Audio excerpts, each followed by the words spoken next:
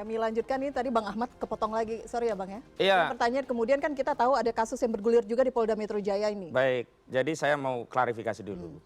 Kita mempercayai aparat penegak hukum, tapi bukan berarti tidak mengkritisi. Dan ketika kita mengkritisi, bukan berarti tidak mempercayai. Dan ketika TPUA mengajukan proses permohonan gelar perkara khusus, itu adalah bentuk dari kepercayaan kita kepada institusi. Tidak kemudian bikin gelar sendiri, begitu ya. Jadi kritik terhadap institusi Polri itu bukan berarti ketidakpercayaan. Keliru, justru ini kita ingin membangun Polri ke depan lebih baik. Nah, saya balik lagi kepada soal rendang dulu ya. Jadi prosesnya kan tadinya di dalam penyelidikan itu bisa dilakukan apa yang disebut dengan penyitaan. Tapi proses yang terjadi dalam gelar perkara itu tidak ada penyitaan ijazah saudara Joko Widodo, yang ada pinjam. Nggak ada proses penyelidikan, pinjam. Kalau ada sita boleh dalam penyelidikan, ya disita. Kenapa hari ini tidak bisa ditunjukkan? Karena barang itu tidak disita. Karena penyidik tidak punya barangnya. Bagaimana mau menunjukkan barang? Barang itu tidak disita. Kalau konsisten dalam penyidikan itu ada proses penyitaan, sita itu barang. Itu yang pertama. Yang kedua, memang persoalannya itu banyak orang yang ikut genderang ini yang tidak ada urusannya, malah membuat fitnah yang ngaco. Misalkan begini, klien kami kan dilaporkan dengan pasal 160, 28 ayat 2, 28 ayat 3 Undang-Undang ITE. Nah, saya mau fokus ke 28 ayat 3 Undang-Undang ITE tentang memberikan pemberitaan bohong yang menimbulkan kerusuhan. Ini kan kemana-mana ada laporan dari sama Peradi Bersatu. Laporannya di mana-mana Peradi Bersatu. Kemarin kami klarifikasi, ternyata adanya Lehumanan, ya, Kapriani, kemudian ada Samuel Sweken, ada juga Andi Kurniawan. Nggak ada satupun pelapor yang mengatasnamakan Peradi Bersatu. Karena itu lucu. Satu sisi dia mempersoalkan klien kami melakukan pemberitaan bohong. Sisi yang lain kemana-mana ngomong ke media. Ya, pelapornya adalah Peradi Bersatu. Padahal di dalam LP tidak ada Peradi Bersatu. Oke, kalau nanti dikatakan bahwa oh itu kan individu tapi dari organisasi. Tapi individu ini menyatakan ada pemberitahuan bohong. Dia sendiri bohong, kemana-mana ngomong Peradi Bersatu. Nah, saya sendiri anggota Peradi juga tersinggung sebenarnya. Ngapain sih bawa lembaga Peradi? Peradi itu organisasi yang punya marwah. Nggak boleh dicampur aduk dengan kegiatan seperti ini. Ini akhirnya apa? Orang dibenturkan. Orang tanya, Peradi Bersatu, emang ada Peradi kocar kacir? Emang ada Peradi pecah belah? Ini kan berbahaya. Selanjutnya saya ingin katakan beginilah. Dalam proses penegakan hukum itu diperlukan juga kejujuran. Walaupun ya kata Kapolri, kita harus meneliti dengan scientific crime investigation. Sehebat apapun teknologi, kalau orang yang nggak jujur, ya percuma. Makanya saya awal itu kan katakan kami tidak mempertanyakan soal teknologi yang dimiliki oleh Barreskrim. Tidak juga mempersoalkan kapasitas yang ada di Barreskrim. Tapi soal kredibilitas, akuntabilitas, transparansi, dan kemudian pertanggungjawaban itu bisa diterima oleh publik.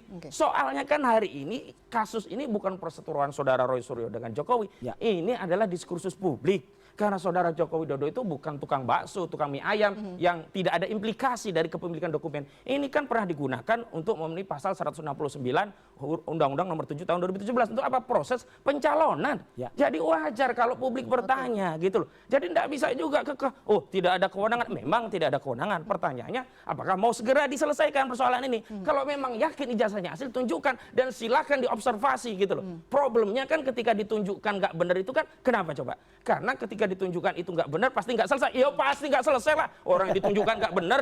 Kalau yang ditunjukkan itu benar, ya pasti selesai. Tapi problemnya kalau yang ditunjukkan nggak benar, ya nggak mungkin mau selesai. Oh nggak benar. Nah, pertanyaan selanjutnya. Pertanyaan selanjutnya tadi, apa sih yang menjadi motif tidak mau ditunjukkan setelah anak bangsa ini menjadi sedemikian rupa? Kita harus terus berantem, adu argumen sampai ada orang ya melaporkan pemberitahuan bohong, pelapornya sendiri bikin nama bohong gitu loh. Ini harusnya nih Pak Jokowi, nih karena tadi disebut-sebut Peradi Bersatunya, demi kehormatan saya, kita kasih kesempatan ya Bang Ahmad. Bang Ade. Jadi begini Mbak, ya, di pertama kami melaporkan itu di Jakarta Selatan. Di Jakarta Selatan itu kami bentuk tim yang bernama Advokat Public Defender dari Peradi Bersatu. Karena kami adalah satu gabungan organisasi advokat. Jadi kami, benar kata Pak Rosinuddin bahwa satu lembaga itu besar sekali ketika kemudian dia melaporkan seorang gitu. Jadi kita memang membentuk Advokat Public Defender, kemudian melaporkan 160 ini di Jakarta Selatan. Nah, karena setiap laporan itu harus ada individu yang melaporkan, tapi dia adalah bagian dari Advokat Public Defender, maka di dalam laporan kita juga itu masuk. Cuman mungkin di dalam panggilan teman-teman di pada saat klarifikasi itu tidak disebutkan lagi terkait hanya personalnya saja. Jadi misalkan kayak relawan Jokowi yang disebutkan Andi Aswannya tuh, ya, yang di situ yang disebut karena dia yang melakukan pelaporan pada saat awal pertama datang di Jakarta Pusat. Nah itu kemudian ditarik kepada Polda Metro Jaya, disatukan. Sehingga SP2HP-nya pun yang dikirim itu timbul nama-nama saja. Sama dengan pemanggilan. Dan dasar-dasar hukum LP-nya itu kan. Yang biasanya kan kalau kita dipanggil tuh ada LPA, LPB, pelapor A, B, C. Ya. Nah itu yang mungkin Bung Ahmad Husainuddin lihat. Tetapi yang kami lakukan seperti itu. Bahwa advokat public defender kemudian Lecumanan diutus untuk melakukan pelaporan. Dan itu benar. Itu kami yang lakukan. Latar belakangnya karena? Latar belakangnya karena kita melihat gini. Sudah dijawab juga sama sebenarnya teman-teman di pihak sebelah. Apa sih latar belakang melaporkan Bapak Joko Widodo tentang ijazah palsu? Itu sebenarnya sama. Tetap beracu pada siapapun warga negara yang melihat dan merasakan ada tindak pidana berhak melaporkan. Artinya itu yang sering terjadi. Jadi kita juga jangan terlalu, wah ini seolah-olah kita saja yang bisa melaporkan, orang lain nggak boleh. Akan kita memiliki hak yang sama. Di negara menurut saya emang ini yang aneh, Bang. Kan gitu. Jadi pola-pola lama itu terulang lagi. Orang bisa lopar lapor tanpa ada kaitan. Makanya kemarin atas sama juga ya. Ya, kami sama juga ya. Berarti nggak ada kaitan juga dong. Ya kan nggak ada sama kaitan. Juga. Sama juga berarti TPU nggak ada kaitan. Kan begitu. Ada kalau TPU ada kaitan. Apa kaitannya? Silakan. Baik, kalau TPU kan tidak menggunakan pasal kabar bohong sebagai pendumas pribadi dan memang itu pribadi dalam kerangka mewakili organisasi karena dokumen palsu. Agus Sujana itu kan ketuanya begitu. Dan tidak pernah publikasi tentang ada pemberitaan bohong. Ini kan ngaco. Melaporin orang kabar bohong. Sendirinya ngomong kemana-mana Pradi Bersatu. Di LP nggak ada nama. Nah yang kedua, ini saya mau klarifikasi. Agar tidak ada semacam pelanggaran terhadap asas presumption of innocence. Di mana-mana ngomong terlapor A, B, C, D. Kemudian Kabid Humas mengatakan, ini inisialnya ABC. Begitu kami dipanggil, nggak ada. Kami tanya, siapa Pak yang terlapor? Belum ada. Masih dalam lidik. Ini kan mendahului proses. Nggak boleh kalau kita memang presumption of innocence. Nggak boleh ada prejudice. Ini kan sama saja mau mengadili klien kami melalui media seolah-olah unit terlapor. Nanti akan masuk penjara. Nanti akan mendekam. Ini kan ngaco negara kita kalau dijadikan begitu. Menjawab Bang Ahmad Husainuddin. Jadi gini, bahwa kemudian ada panggilan itu tidak menentu siapa pelapornya, tapi di kita nggak. Di panggilan kami yang diserahkan mungkin ke Bang Roy kemarin hari Senin, karena kalau kami beda. Bukan panggilan ya, undangan kan? Undangan klarifikasi. Kalau undangan klarifikasi pun jadiin panggilan. Jadi undangan klarifikasi yang tidak ada di KUHP, yang tidak ada di KUHP, kan gitu. Jadi itu kami ada. Kami menyebut ini inisial di situ, memang kami sampaikan bahwa yang kita laporkan ada terlapornya, ya. Kemudian kalau pihak teman-teman dari Bapak Joko Widodo, dari tim kuasa hukumnya itu memang nggak ada ya, nggak ada pelapor dalam lidik. Kalau kami nggak, kami langsung memang memberikan nama. Oke. Jadi itu perbedaannya. Itu perbedaannya. Tambahin sedikit, Mbak. Ya, Jadi karena tadi sedikit, boleh.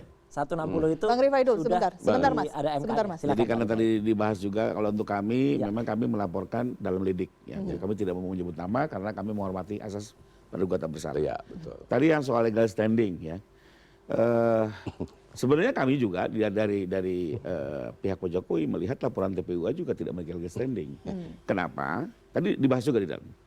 Karena di dalam pasal pemalsuan, ini ada profesor, ada unsur kerugian yang diderita. Harus. Jadi tidak hanya pemalsuan ini menimbulkan kerugian. Ya, betul. Sehingga dalam konstruksi pasal seperti ini, penyelidik harus membuktikan apa kerugian yang diderita dari si pelapor. Sehingga kalau dia tidak ada kaitannya, ini akan patah unsur ini sendiri gitu ya. Jadi akan harus ada kerugiannya. ya? Harus ada kerugiannya. Makanya tadi kami bilang yang paling ideal untuk 263 itu adalah saksi korban. Karena ada pasal kerugiannya gitu loh. Nah, dalam hal ini misalnya kalau mau dicoba berarti apa? UGM bisa melaporkan. KPU bisa melaporkan. Taruhlah ini dianggap kong kali kong. Yang terlatih apa? Paslon lain dalam pilpres atau pilkada. Lah sekarang kalau TPU apa kaitannya dengan ijazah ini sebenarnya? Oke, tolong dijawab. Jadi kembali lagi, Tolong ini tadi soal legal standing yang Saya tadi kami boleh jelaskan karena unsur ini harus dibuktikan oleh Ya. penyelidik. Saya Seberapa jawab. besar kerugiannya, itu ada angka nominal Baik. dan tidak mudah demikian. Kalau kita bicara tentang apa kerugiannya, tentu kalau itu berkaitan dengan individu pribadi tidak relevan kita mengadu begitu. Ini kan prosesnya pertama pengaduan, tidak diterima sebagai laporan polisi. Berbeda dengan saudara Jokowi, lapor langsung di LP. Kedua, ini ada kepentingan publik dan memang kerugian itu bukan dalam pengertian material, dalam pengertian misalkan 1.000, 2.000 perak. Enggak. Ini kan berkaitan dengan pertanggungjawaban publik seorang presiden termasuk lembaga negara yang lalai memverifikasi syarat administrasi sebagaimana diatur pada pasal 169 Undang-Undang Pemilu begitu. Artinya TPUA menilai apa yang dilakukan ini Iya, adalah bahwa- menyuarakan suara publik. Ya, bahwa itu kemudian ditindaklanjuti. Bukan kepentingan individu pribadi tertentu. Iyalah. Bahwa itu kemudian tidak lanjuti, ini kan menjadi konfirmasi bahwa ini bisa ditindaklanjuti. Kemudian begini, yang paling fatal itu ya, kalau tadi saksi korban ya. Dalam kasus ijazah palsu, yang merasa jadi korban itu saudara Jokowi. Apa hubungannya Pradi Bersatu? Apa hubungannya Lekumanan? Apa hubungannya Andi Kurniawan? Ini kalau orang Jawa nih, wong legan golek ngomongan. Kalau Nggak itu ada kalau hubungannya, menyuarakan bukan juga korban gitu. menyuarakan juga Kembali dari seperti suara itu. publik. Gak ada publik, wong ini ijazah Jokowi kok. Sama Jokowi. saja. Yang dilaporkan Betul. saya bukan pejabat publik, Mbak. Kalau Jokowi Sama mantan itu pejabat publik. bukan mantan, dia menggunakan ijazah itu ketika menjadi pejabat publik dan sekarang pun masih pejabat publik dia, masih Dewan Pengawas di Banantara gitu loh. Jadi clear ya. Jadi artinya Undang-Undang Keterbukaan Informasi Publik itu berlaku. Sekarang tiba-tiba saya meneliti dan apa yang saya gunakan itulah basics ilmu pengetahuan. Ya, ini benar-benar science ya. Science based dan hasil fake document atau tadi ya. Saya kan mengatakan ini match foto, not match foto, match dokumen, not match atau error itu adalah bahasa-bahasa ilmu pengetahuan. Gitu loh. Ya harusnya begitu. Kayak misalnya identifikasi ijazah, identik or not identik ya atau hanya similarly atau sama sekali not match. Ya itu harusnya dijawab dengan ahli juga yang oh ini identik ini gitu. Kok tiba-tiba jawabannya hukum yang sudah menggunakan pasal yang sudah di-MK-kan gitu loh. Saya jelek-jelek begini saya ngerti lah. 160 itu bukan lagi hukum formil tapi material. Artinya harus ada orang yang terhasut dalam tanda kutip dengan saya kemudian melakukan kejahatan gitu loh. Lah ini orangnya mana? Tapi Nggak gini. ada. Baik-baik, Bang Andi ini saya harus potong karena kita ada memiliki pernyataan dari Kompolnas Nah, yang ya. terkait gelar Oke. perkara khusus hari ini ya, Bapak-bapak. Kita akan simak berikut ini. Ya. Yang paling kredibel.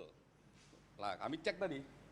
Ya ngeceknya satu dari segi bahan. Apakah bahannya memang faktual ataukah tidak? Nah, ternyata bahannya ya satu bendel itu banyak sekali.